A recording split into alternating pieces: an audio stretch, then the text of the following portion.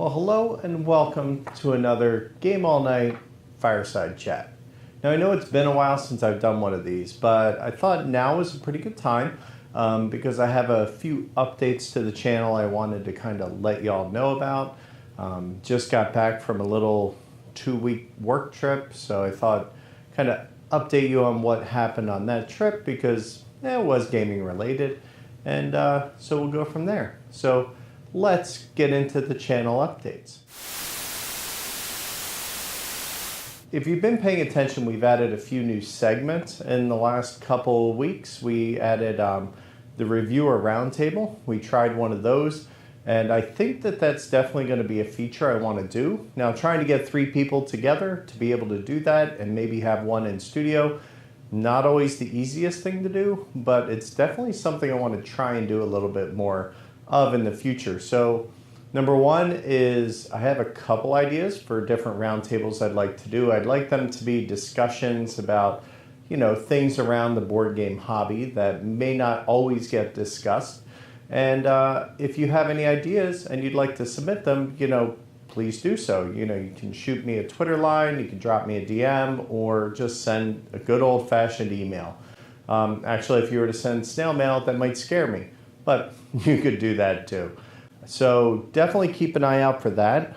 In the same vein, I started doing top 5 countdowns. I thought these were a great way to kind of showcase different types of games and different reviewers and different opinions, maybe people who specialize in different types of games, and kind of have a nice forum to do something. So they're going to be a little different. Again, if you'd like something specific category done, let me know. I think it's going to be a lot of fun. And if you have a guest in mind who might be perfect for that, feel free to include that, because I really think the guest needs to be specific to the type of thing we're doing. Like Ambi was perfect for the 18XX. Last but not least, the main show itself, I want to apologize that it's getting a little long. But at the same time, I also feel like the content during the show is just so good, I don't really want to edit it out. So I'm trying to keep it within reason. And of course, sometimes the games are taking a little bit more time too. So I am working to try and get that back down into the hour time frame. I realize not everybody has an hour and 20 minutes to devote to a video show. Audio is a lot easier to consume, but video I'd like to try and keep it around an hour, and that is my goal. So I'm definitely going to be working on that. And another cool thing is I have contacted a gentleman who you may know, Patrick Hillier. He does a couple other podcasts. He's right now doing Patrick and Eric in the Morning, which is pretty great over on Punchboard Media. Patrick has a very dry sense of humor like myself, and he's really big into puns and dad jokes, which, I'm that age. I love them. And I thought we're going to try and find a way to incorporate that into the show. It's kind of a vision I had since I started the show. I had the extra character. I also wanted to do something along the lines, and you'll see when you actually see the segment air, which will be coming next week.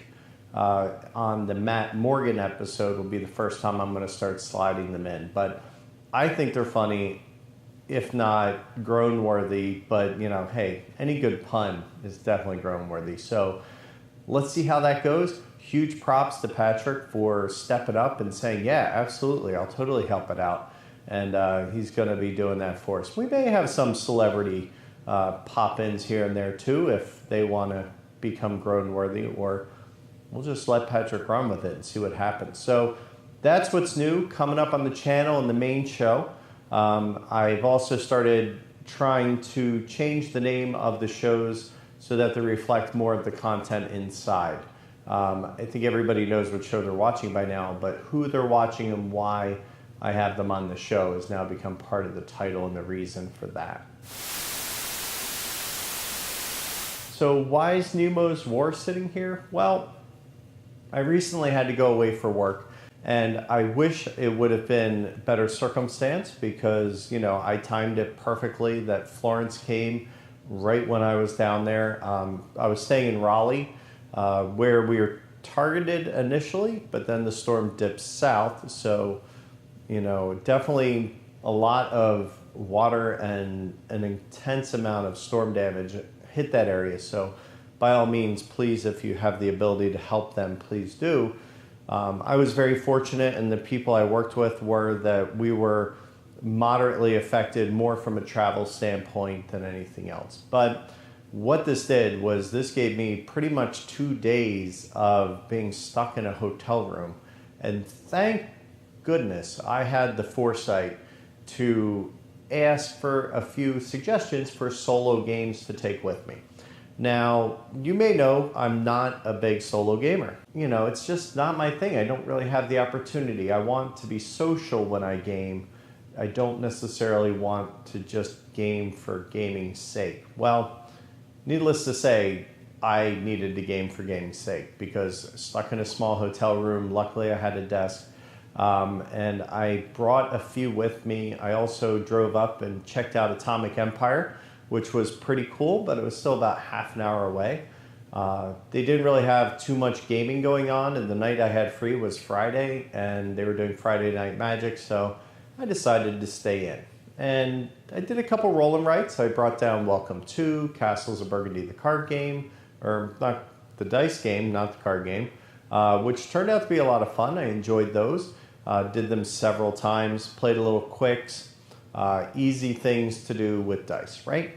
But I also had a chance to play Detective, learned I suck at it, not very good by myself. I tend to get down a train of thought and it's a wreck. It's bad. So I need to play that with other people who can help diverge my thinking a little bit. So I'll give that another go and see how that is. I enjoyed the process, I just didn't like my result. But I felt the same way about Consulting Detective. I thought I'm a lot smarter than I actually am. That might actually be a theme. So no big surprise there. I also did one of the escape games, Nautilus. Apparently I had a theme with water and hurricane and Nemo. So it worked. That was a great one. Being a scuba diver, I loved the theme of that one. And without giving anything away, they really tie that in an excellent way. So if you haven't played that yet, that is probably been my favorite one. And I've played about 5 so far. But again, more theme that really spoke to me.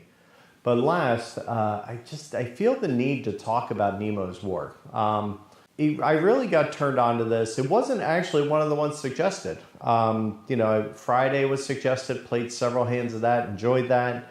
Other things like that, but Nemo's War was never suggested. And I actually, from 5 Gays for Doomsday, he was interviewing Ian O'Toole, and I'm like, oh, Ian did the art for it, and I always love his stuff.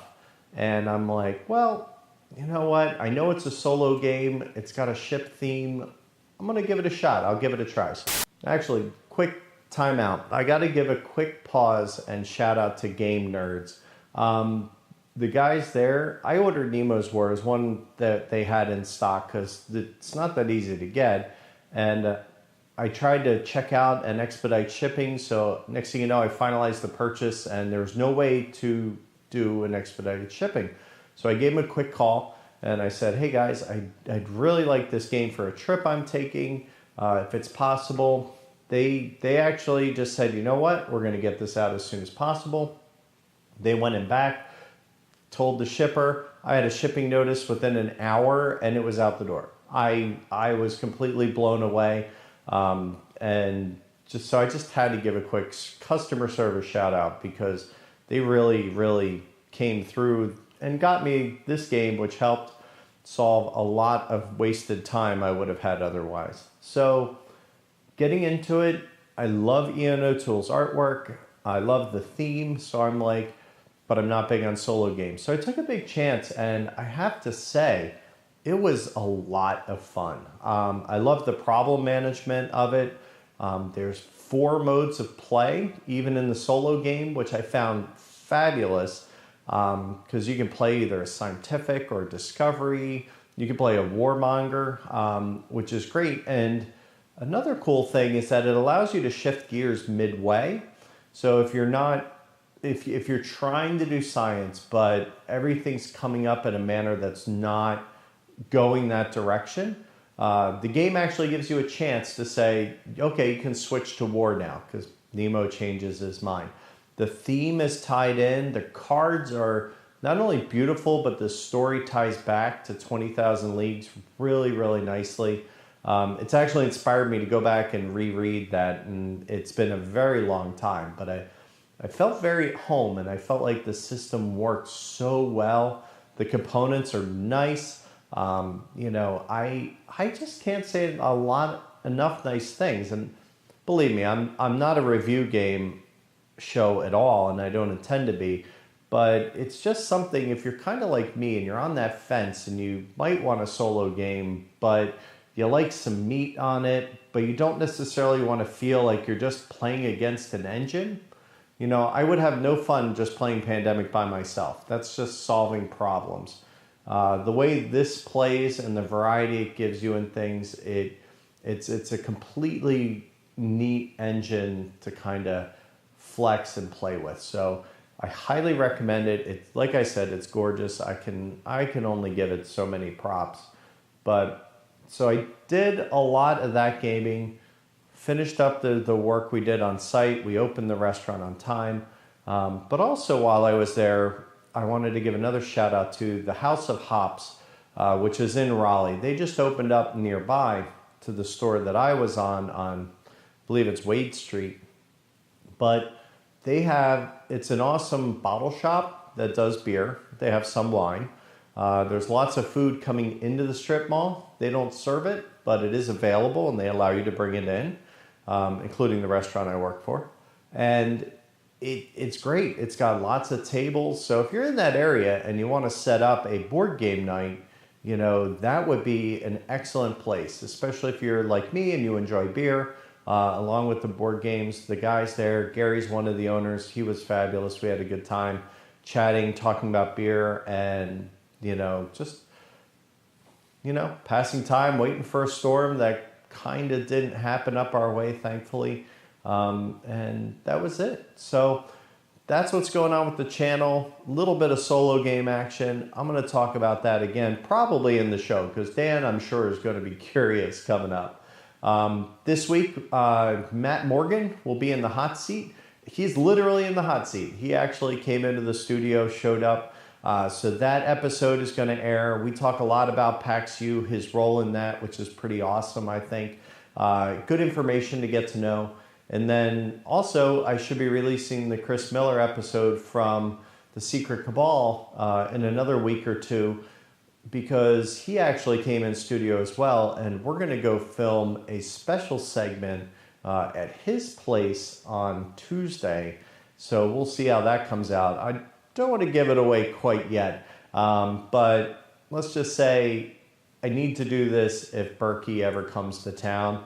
We're going to do this again because I think it's going to be awesome. It's a really cool thing. Rather than play a game, I'm doing this with Chris, and I think you're going to like it. So stay tuned for that, and that's pretty much it. Oh, I got to install a pretty cool system for the lighting, and really that's due to my Pod Pledge support, because they've allowed me to have a little bit of extra funding this year to be able to install some upgrades. Got a new camera. If you've noticed, we've added an extra shot. We had to build a new PC because the old one was just miserable. But we also got some lighting in, and that's really due, in part to my sponsorship by Game Toppers, which is outstanding. I love Berkey, and it's fabulous to have him on board. But also two people who've been here from the start. It's Gil and Heather, just for, constantly being fans of the show, helping out, retweeting. I know a lot of you do that, and that's super appreciated, but I just wanted to pause and give them a quick extra shout out and say, guys, thanks a lot. It means a lot that you help. If you can support the show, hey, $1 helps, whatever. If not, hey, just tell people about it. That's all I ever ask. And that's going to do it. So thanks for joining me on this special Fireside Chat. I look forward to seeing you next time when you game all night. Well, that's a wrap. Thanks for watching. If you enjoyed our efforts at comedy and fun, please support us on Podpledge. Be sure to follow us on Facebook, Twitter, and Instagram. And of course, don't forget to engage with us on Board Game Geek Guild 3134. You can also check us out on our website, GameAllNightShow.com. And this show has been made possible through supporters like these. Game All Night is proud to be sponsored by Game Toppers. Check them out at GameToppersLLC.com, upgrading your gaming experience. Angry Octopus.